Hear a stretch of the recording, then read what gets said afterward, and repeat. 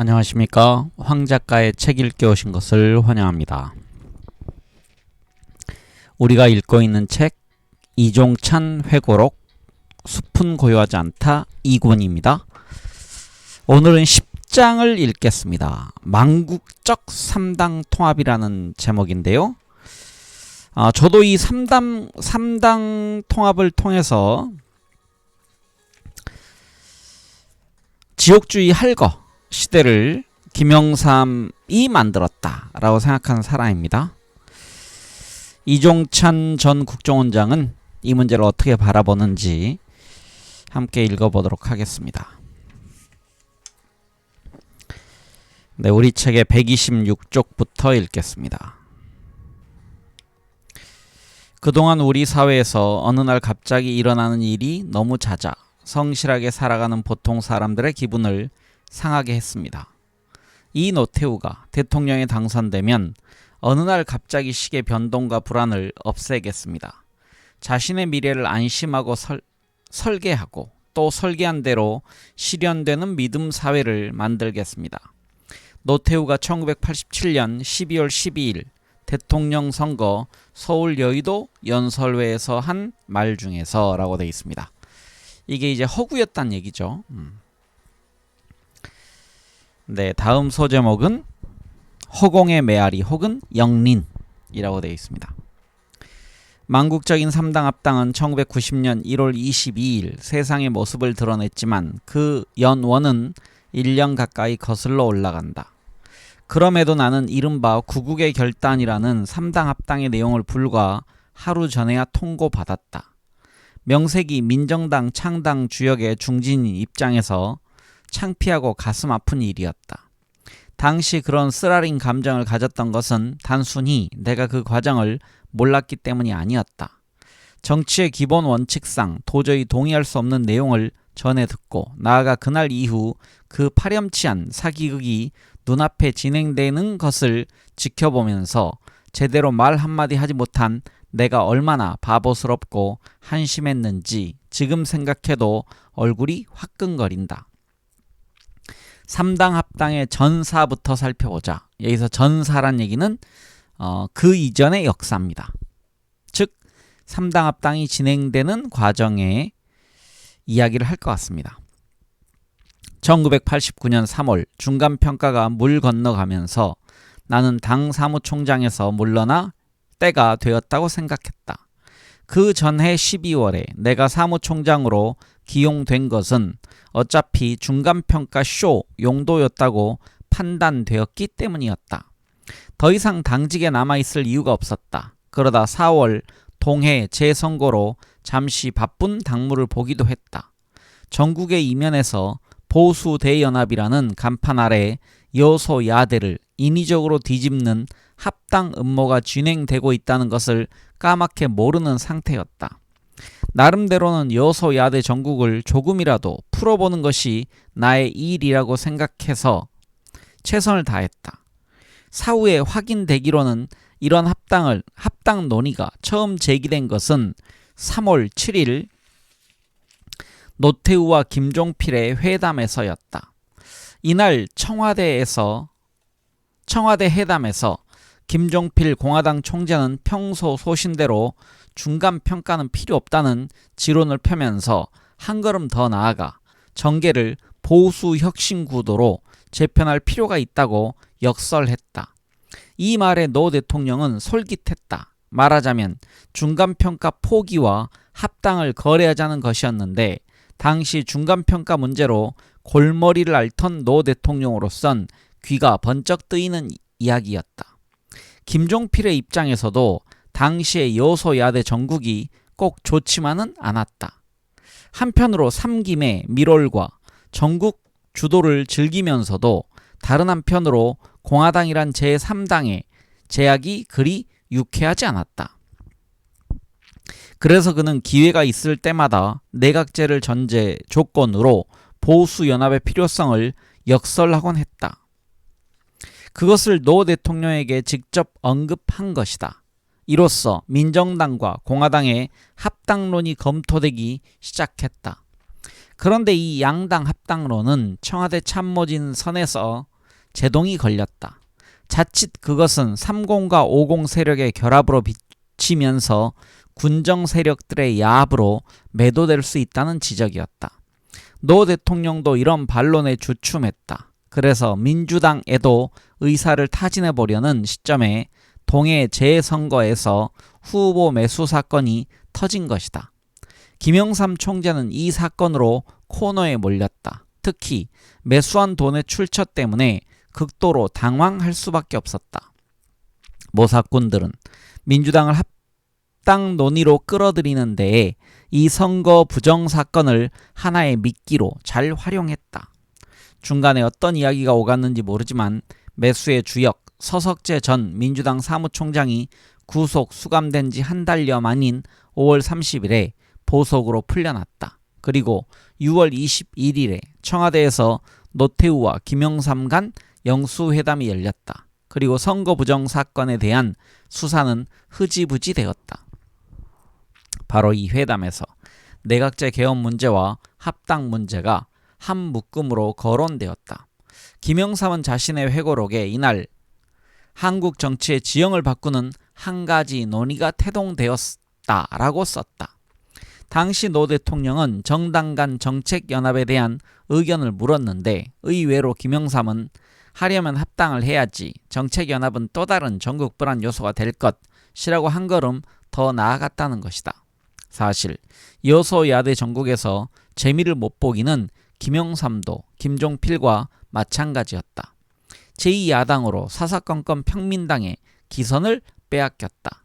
정치권에서 민주당의 위상은 점점 퇴색해 갔다. 이런 추세라면 1992년 대선에서 또다시 고배를 마실 가능성이 컸다. 그 직전에 터진 동해 재선거에서의 매수 파문도 민주당과 김영삼에게는 치명적이었다. 이런 복합적인 위기의식 속에서 그는 경상도가 뭉치는 식의 합당을 전국의 돌파구로 은근히 구상하고 있었던 것이 확실하다. 이런 구상은 노태우 대통령에게도 구원의 신호였다. 중간평가 유보 이후 여소야대 전국을 극복하는 방법으로 정책연합을 생각해 왔는데 김영삼이 거기서 한 걸음 더 나아가 합당 문제까지 거론하니 그야말로 불감청이나 고소원이 아닌가. 이렇게 해서 합당 논의가 민정, 민주, 공화 3당 간의 물밑 대화로 진행되기 시작했다. 표면적으로는 권력구조를 내각제로 개편하는 문제라는 탈을 쓰고 있었으나 사실은 합당할 경우 3당의 이해득실을 재는 신경전이었다. 그 과정에서 합당의 최대 걸림돌은 50 청산을 위한 최규화와 전두환 두 전직 대통령의 국회 증언과 50 핵심 인사들의 제거 문제였다. 적어도 이 문제가 해결되지 않는 상황에서는 민주당으로서는 합당할 명분도 실리도 없다는 것이었다.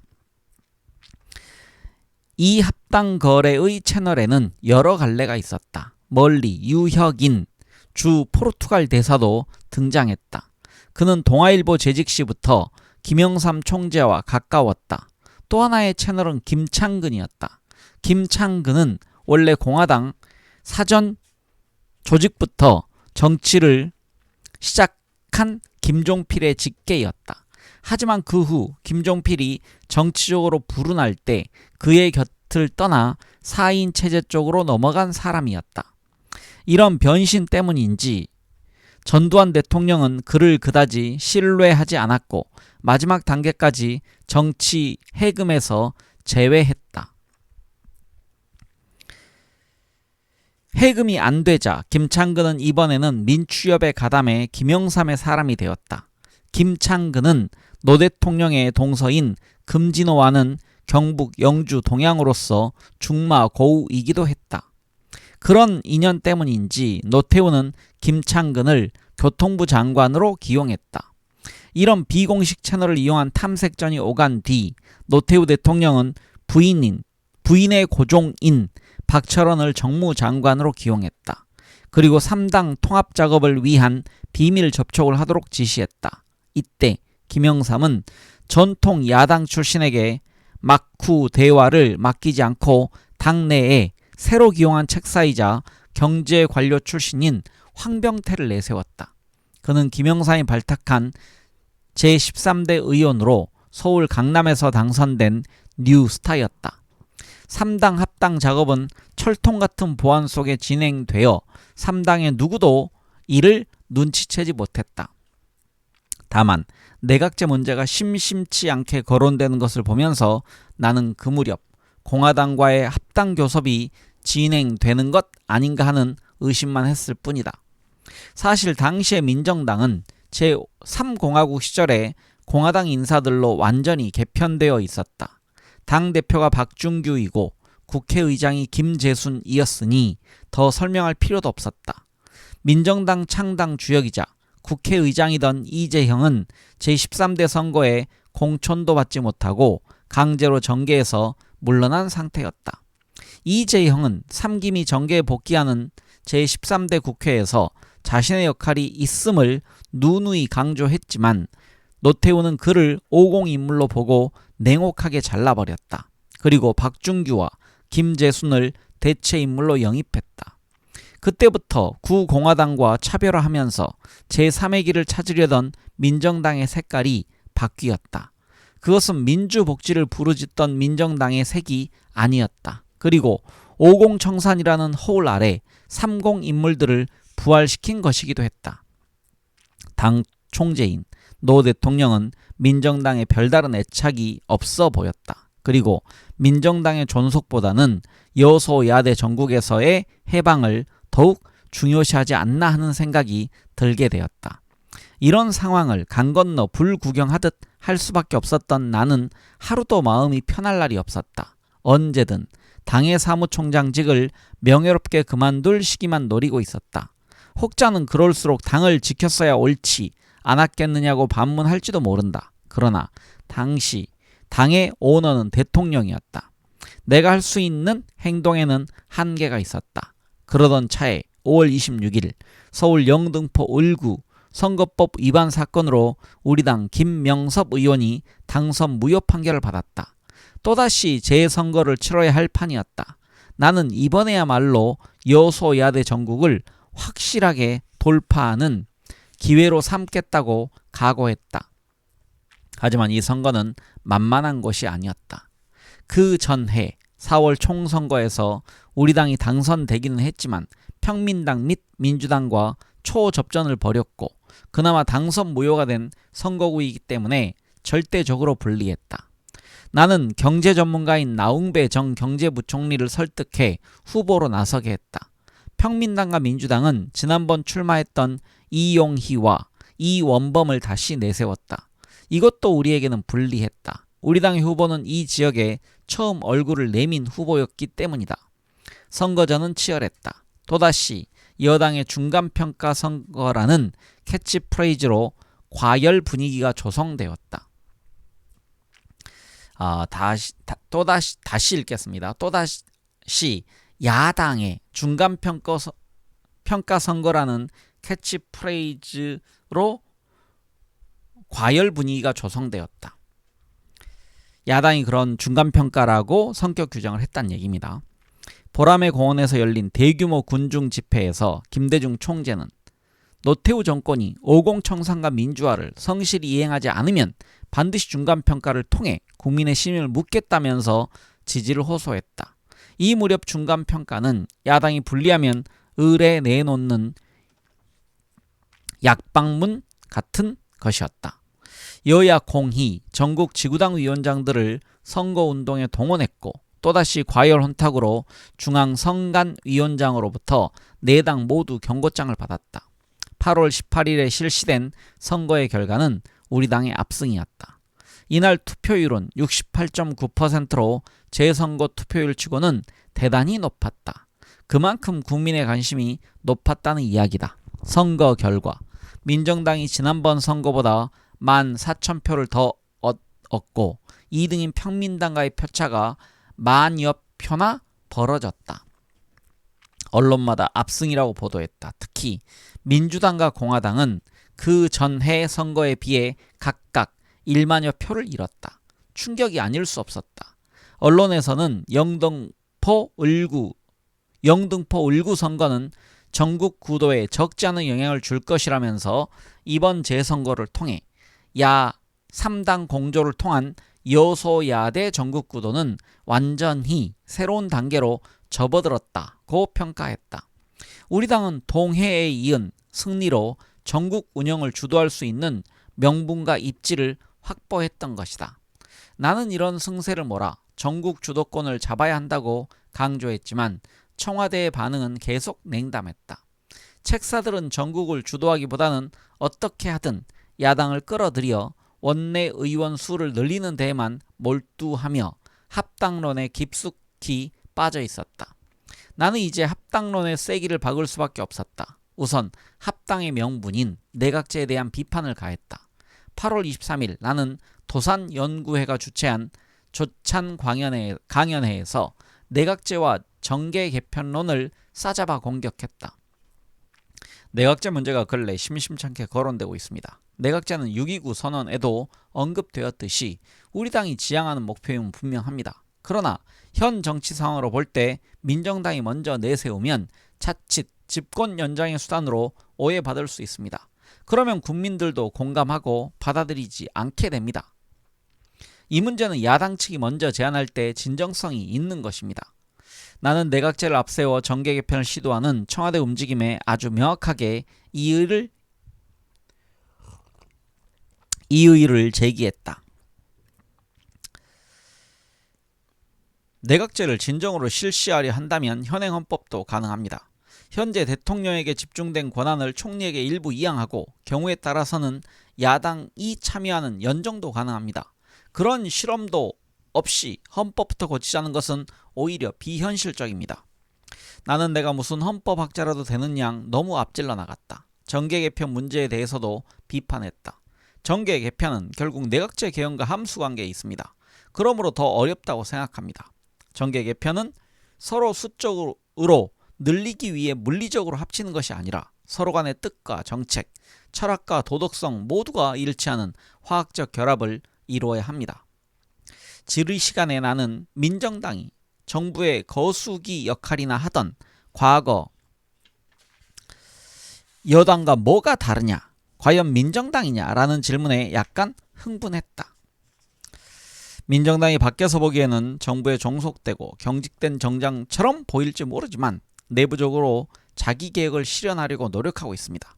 많은 사람이 6.29 선언 전과 달라진 것이 무엇이냐고 지적합니다. 하지만 우리는 다른 당이 아직 실험하지 못한 경선제를 도입하고자 준비 중입니다. 오는 12월 15일 전당대회에서 당의 당규와 강령도 손볼 예정입니다. 이런 나의 발언은 엄청나게 큰 풍파를 일으켰다. 조찬 강연을 마치고 당으로 돌아와 보니 벌써 나의 발언 일부가 증폭되어 당직자들에게 전달되어 있었다. 당직자 회의가 거의 끝날 무렵 평소에 나에게 고분고분하던 TK 출신의 한 의원이 공격을 가해왔다. 왜 내각제를 반대했느냐? 어떻게 여소야대를 극복하려는 정계 개편 노력에 제동을 걸 수 있느냐?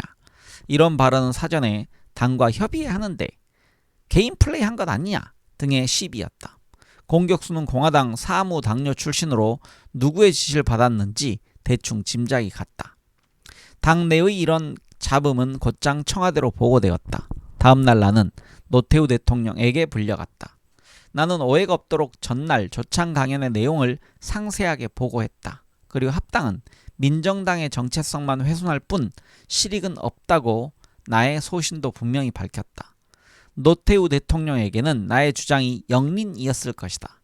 하지만 나는 이미 총장직에서 물러나기로 마음먹은 이상 담담해 했다. 청와대에서는 바로 나의 후임자를 포함해 당 요직의 개편에 착수했다. 그들이 마음대로 부려먹을 수 있는 녹록한 사람들을 포진시키려 한다는 소리가 들렸다. 나는 잡무를 마무리하느라 당 후원회 행사를 멋지게 치렀고 지구당 개편대회에 돌아다니며 열심히 축사를 했다. 8월 30일 광주에 내려가 있는데 박준규 대표로부터 전화가 왔다. 당직 사표를 내라는 통보였다.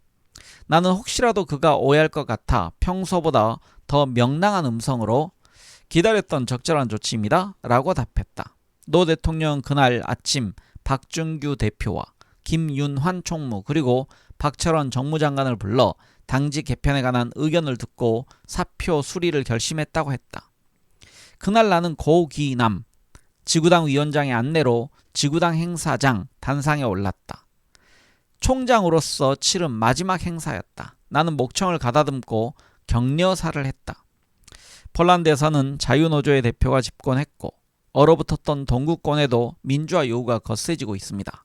일본에서는 가이후 내각이 들어설 것이라고는 누구도 예상하지 않았지만 자민당에도 변화가 왔습니다.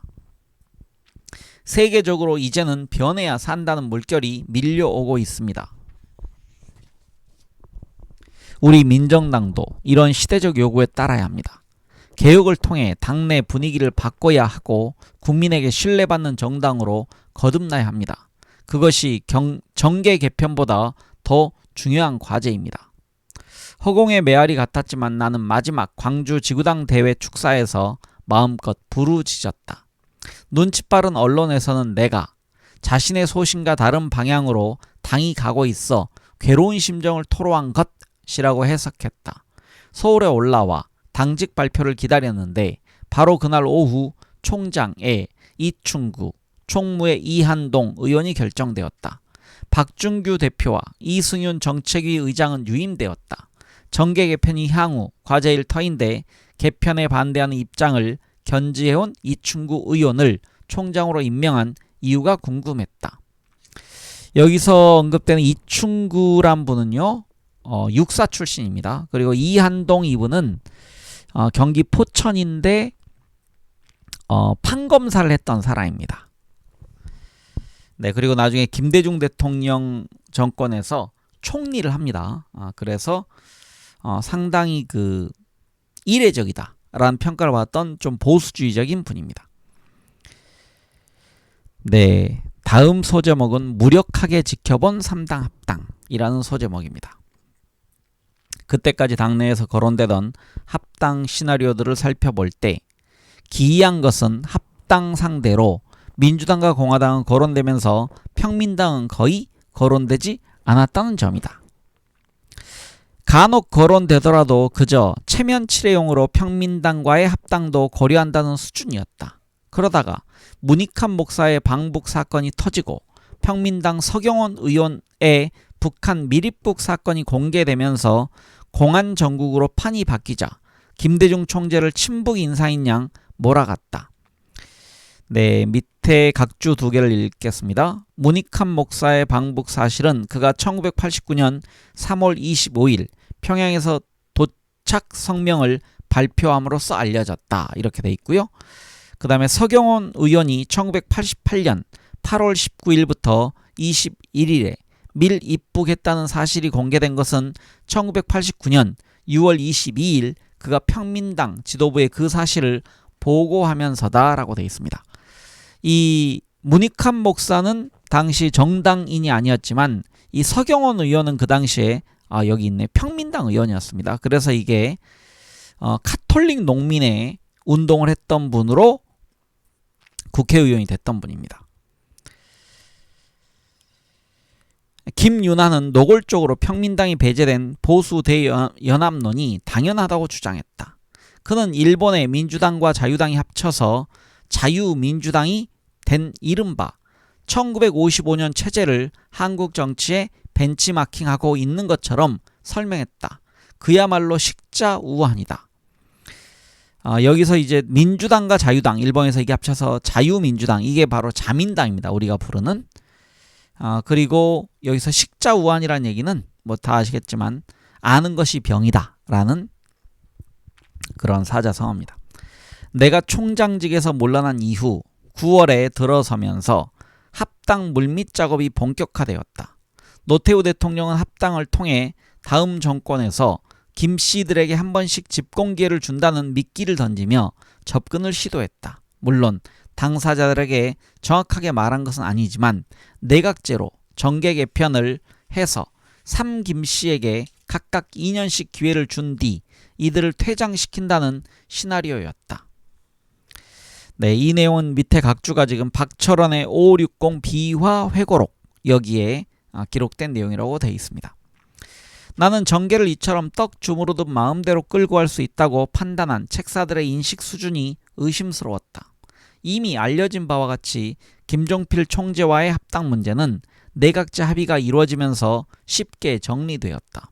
그러나 김영삼 총재와의 합당은 그렇게 만만하지 않았다. 김영삼은 내심 합당을 원하면서도 그 조건인 내각제가 탐탁치 않았다. 요컨대 그가 합당하려는 것은 민주당 간판으로는 1992년에 치러질 대선에 다시 도전해 집권하기 어렵다고 판단했기 때문이다. 그래서 민정당호로 배를 갈아타고 항의할 것을 구상한 것이었다. 대통령제는 그대로 두고 합당하자는 것이 그의 속셈이었다. 김영삼은 노태우가 합당에 노심초사하는 모습을 보고 한 수를 늦췄다. 그는 합당하려면 50 청산 문제가 마무리되어야 한다는 명분을 내세웠다. 50 청산 문제는 김대중과 제야에서 주장하고 있을 뿐 아니라 합당 이후 50 인사가 고개를 들지 못하게 하기 위해서도 반드시 관철해야 할 과제였다. 이 문제를 풀기 위해 박철원은 황병태, 김덕룡 그리고 김영삼 총재와 직접 여러 차례 수기를 거듭했다. 최종적으로 김영삼이 내각제를 받아들이는 조건으로 50 청산, 특히 최규화와 전두환 두 전직 대통령의 국회 증언 그리고 50 인물인 정호용과 이원조의 공직 사퇴 등이 관철되어야 하는 것으로 결론이 났다. 여기서 지금 이원조란 사람은요, 전두환의 소위 그 재무 담당자로 불리어지는 친구 사이입니다. 그래서 한때 막강한 그 실세 역할을 했던 사람이 이원조입니다. 여기서 나는 노 대통령이 왜 사무총장 후임자로 합당에 소극적인 이충구를 지명했는지 그 이유를 알게 되었다. 50 청산 작업, 특히 전두환 전 대통령의 국회 증언을 관철시키고 정호용이나 이원조 의원의 정계 은퇴를 밀고 나가려면 강직한 이충구가 가장 적격이라고 판단했기 때문이다. 전두환의 국회 증언은 이한동을 백담사로 몇 차례 밀사로 보내 겨우 승낙을 받았다. 조건은 국회에서 일문일답식이 아니라 질문서를 모두 종합해 답변하고 질문도 제한적으로 한다는 것이었다. 그러나 최규화의 증언 문제는 끝내 풀지 못했다. 국회에서 고발한다고 해도 꿈쩍하지 않았다. 심지어 청와대에서 밀사를 보내 그를 설득하려다가 만약 내가 국회 증언대에서 노 대통령이 당시 어떤 행동을 했는지 발설해도 무방하단 말이요? 라는 반발에 부딪혀선 물러서지 않을 수 없었다. 또 한 가지 정호용 의원의 사퇴 문제가 암초였다.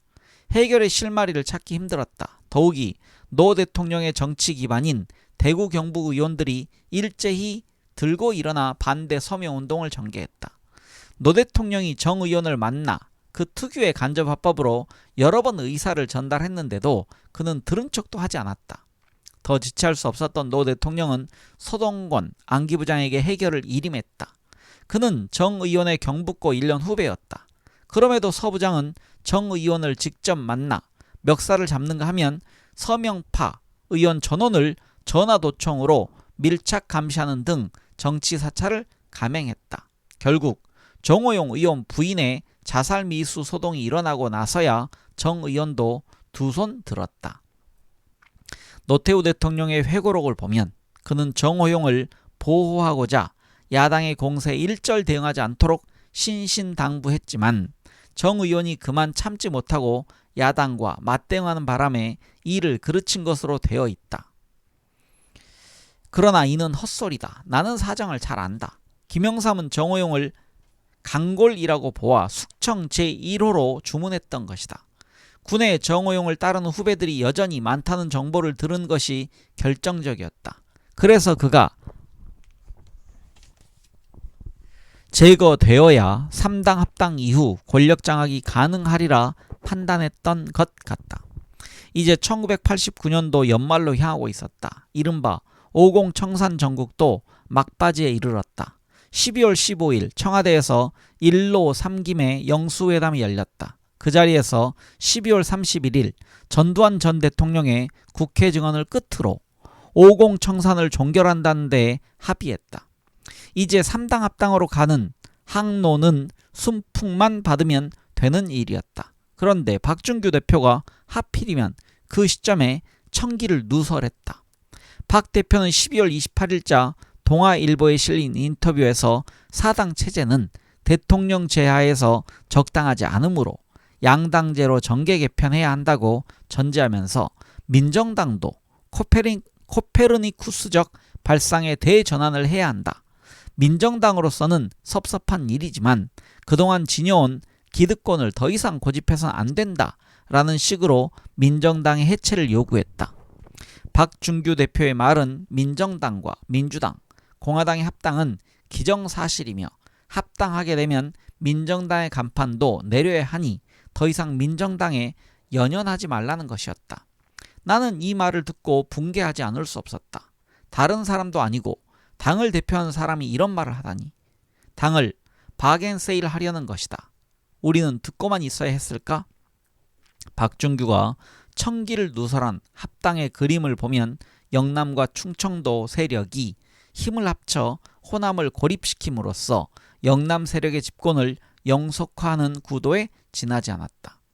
내가 민정당에 남다른 애착이 있는 것은 틀림없다는 것이 사실이었다. 왜냐하면 내가 정치를 처음 시작하며 창당한 정당이니만큼 일종의 처녀성을 바쳤다는 심정이 없지 않았다. 나는 박준규 대표 같은 노회한 정치인이 아니어서 정당을 마음대로 만들거나 옮겨 다닐 만큼 정치관이 복잡하지 못했다.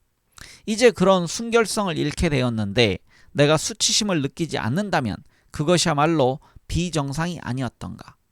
박 대표의 청기 누설로 청와대는 불이 났다. 그날로 박 대표의 사표가 수리되었다.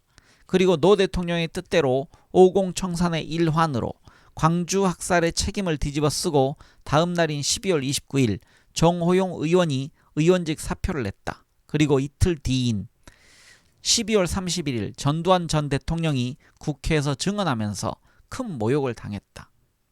돌이켜 생각해보면 전두환 전 대통령의 국회 증언은 한편의 정치 쇼였다는 생각을 지울 수 없다. 전 대통령 측은 처음에는 반대했지만 가만히 계산해보니 과히 믿지는 장사 같지 않았다.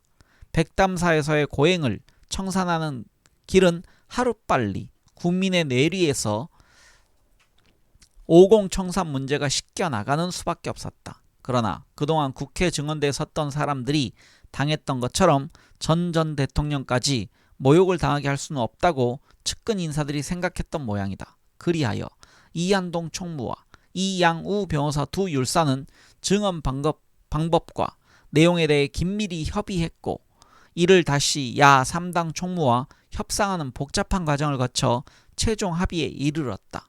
12월 31일 전두환 전 대통령이 드디어 백담사에서 나와 국회로 나왔다. 나는 그가 대통령 때와 달리 국회로 끌려 나오다시피 한 초라한 모습을 보면서 권력의 무상함을 느꼈다. 그는 50 광주특위 연석회의의 증언대에 서서 125개 항에 대해 차근차근 답변한 형식으로 증언했다. 회의장은 우리나라 초유의 전직 대통령 증언이어서 처음부터 긴장감이 감돌았다. 여당 의원들은 매우 난처한 입장에서 50 청산의 마지막 과정을 지켜보았고 야당, 특히 초선 의원들은 투사적 기질을 드러내며 벼르고 있었다. 전 대통령의 증언이 야당 의원들에게 만족감을 줄 리 만무했다. 오후가 되면서 야당 의원들 사이에서 이런 증언을 계속 들어주면 오히려 그에게 면죄부를 주는 꼴이 된다는 여론이 돌면서 회의 진행이 어려워졌다. 정회와 속개를 거듭하다가 광주 관련 답변 도중에 회의가 중단되고 말았다. 전 대통령이 광주에서의 발표에 대해 상황이 악화됨에 따라 5월 22일 자위권 발동이 가능하다는 계엄사령부의 작전 지침에 따른 것이었다. 고 언급하는 대목에서 드디어 장내가 소란해졌다. 그 순간 방청하던 광주 출신 정상용 의원이 뒷줄에서 벌떡 일어나 사람 죽인 게 자위권 발동이냐? 라며 증언대를 향해 돌진하는 것을 여당 의원들이 막았고 그 틈을 비집고 이철용 의원이 단상으로 뛰어나가 살인마라고 욕설을 퍼부었다. 그 틈에 노무현 의원이 명패를 집어던져 회의장은 난장판이 되었다. 여기서 이철용 의원은요, 그 장애가 좀 있었고 그 꼬방동네 사람들이라는 소설가 출신의 국회의원이었습니다. 근데 나중에는 이분도 좀 보수적으로 전향합니다. 나는 이런 소란을 보면서 당초 예상대로 진행된 것이라고 생각했다. 전 대통령에게 증언을 하라면서 이 정도 이상의 답변을 기대했다면 그것은 어리석은 희망이었다. 또 아무리 성실한 답변이 나와도 야당 측이 그 정도면 됐다고 양해하리라는 것도 헛된 기대였다. 역사적인 국회 50 강주 특위는 이런 격돌 속에 정회 상태로 자정을 넘겨 자동 산회하고 말았다. 이런 혼란 속에서 딱 한마디 기억에 남는 말이 있다. 전두환 대통령의 답변 가운데 이런 구절이 있었다. 저는 대한민국의 전직 대통령으로서 자기의 잘못을 스스로 책임질 줄 아는, 염치를 아는, 창피하지 않은 사람으로 기억되고 싶을 뿐입니다. 전 대통령은 자기가 한 이 말을 지금도 기억하고 있을까? 증언은 이처럼 통과 의례에 지나지 않았다. 야당은 격렬한 비난 성명을 발표했다. 민주당은 전두환과 민정당의 불성실한 태도를 신랄하게 비난했다. 공화당은 국민적 저항이 일어나게 될 것이라고 악담을 퍼부었다. 그러나 불과 한 달 만에 민주당과 공화당은 언제 그랬던가 쉽게 민정당과 합당하는데 주저하지 않았다. 새해에 들어서면서 3당 합당은 은밀하게 계속 페달을 밟아 나갔다. 1월 5일 노태우 대통령은 청기를 누설한 박준규의 후임으로 박태준 의원을 민정당 대표로 임명하고 청와대로 불러들였다. 그 자리에서 박 대표에게 3당 합당 사실을 통보했다. 박 대표는 내심 불쾌했다. 얼마 전에도 노 대통령에게 3당 합당 풍문에 대해 물었는데 그때는 부인하더니 며칠 지나지 않아 말을 바꾼 것이다. 박 대표는 청와대에서 돌아와 즉시 확대 당직자 회의를 소집해 3당 합당 사실을 통보했다. 최문식, 김정래, 정동성 등 모두 펄펄 뛰었다. 당론도 거치지 않고 이렇게 장막 뒤에서 모든 것을 결정할 수 있는 일인가? 나는 당직자 회의에 불참했지만 사후에 어떤 분에게 듣고 비로소 합당 사실을 알게 되었다. 그가 전하는 마지막 말이 의미심장했다. 우리는 지금 눈 가리고 끌려가는 소의 심정입니다. 도살장으로 가는지도 모르고 말입니다. 민정당만 끌었던 것이 아니라 민주당도 마찬가지였다. 김상현과 노무현은 3당 합당에 강력하게 항의했다. 그들의 주장은 정치적 명분이 죽으면 아무리 목적이 좋다 해도 국민을 버리는 처사라는 것이었다. 여기서 조금 제가 설명을 하면요. 지금 김상현 의원이 갑자기 민주당으로 나옵니다. 그러니까 김상현 의원은 주로 동교동에서 정치를 했지만 이때 상황은 지금 그 87년 대선 무렵부터요. 민추협 할 때부터 이분은 그 김영삼 쪽에 가담해 있었습니다. 그래서 지금 이 3당 합당 과정에서도 지금 민주당 쪽에 있는 겁니다. 그러니까 김영삼의 민주당입니다. 여기는. 그러나 김영삼 총재의 직계들은 설득으로 일단 진화되었다. 우리가 합당하지 않으면 향후 대선을 기대할 수 없다라는 김영삼의 논리가 먹혀들었다. 이기택만이 햄릿처럼 고민하고 있었다.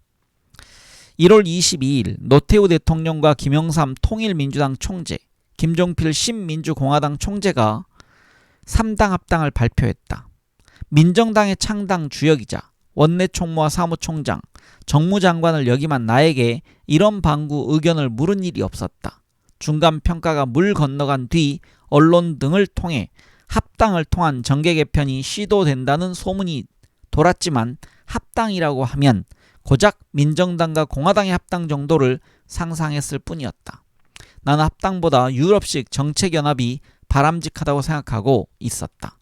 그 중에서도 내가 생각하는 정책연합의 우선순위는 김대중의 평민당에 있었다. 내가 정치에 몸담은 50 시절 이후는 물론이고 중앙정보부에서 일하던 시절에도 나는 그를 용공이라고 생각해 본 적이 없다. 내가 보기에 그는 민주사회주의자도 아니고 미국 민주당의 리버럴 정도였다. 하지만 지역적으로 호남의 소외가 더 중요하기 때문에 정책연합도 평민당부터 협의하는 것이 순리라고 생각했다. 사실 평민당은 정책연합이 가능하다는 사인을 계속 보내왔다. 김대중은 기회 있을 때마다 여소야대 전국을 황금 분할이라면서 사당 체제를 그대로 유지하자고 주장했다. 그는 투쟁보다 선의의 경쟁을 원했고 반대를 위한 반대는 하지 않겠다. 정부 여당이 협조할 일은 하겠다라고 약속했다. 1988년 노태우 정부가 7.7 선언을 통해 한민족 공동체 통일 방안을 내놓자 자신이 주장해오던 연합제 통일 방안과 유사하다고 높이 평가했다. 나는 그래서 박철원 정무장관에게도 이왕 정책연합을 하려면 지역을 초월해야 한다면서 정책연합 시 평민당을 우선순위에 둘 것을 권유했었다. 하지만 정계 개편은 내 생각과는 정반대로 진행되었다. 공화당은 물론이고 민주당까지 끌어들여 호남을 철저하게 고립시켰다. 3당 합당은 1987년 제13대 대선 과정에서 극명하게 드러난 지역 감정을 치유하기는커녕 오히려 심화시키는 결과를 가져왔다. 이렇게 코너로 몰리자 김대중은 살아남기 위해 점점 더 제야운동권 출신들에게 의존하게 되었고 그 결과 그가 이끄는 야당은 점점 더 보수 야당의 전통에서 멀어졌다.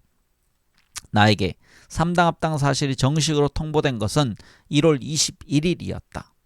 홍성철 청와대 비서실장이 만나자고 해서 삼청동 안가로 갔다. 그는 고등학교 선배였다.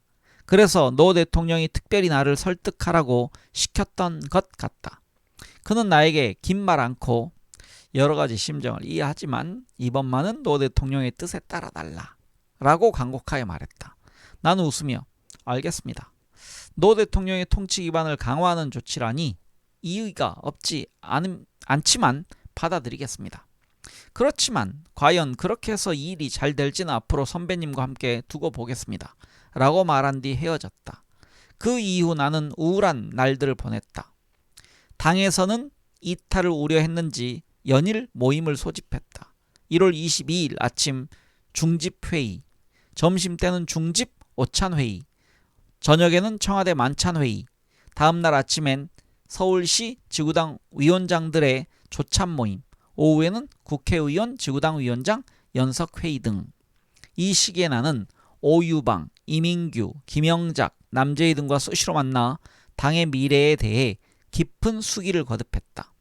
3당 합당은 분명 정치공학적 정계 개편이었고 야합이었다. 그러나 속수무책이었다.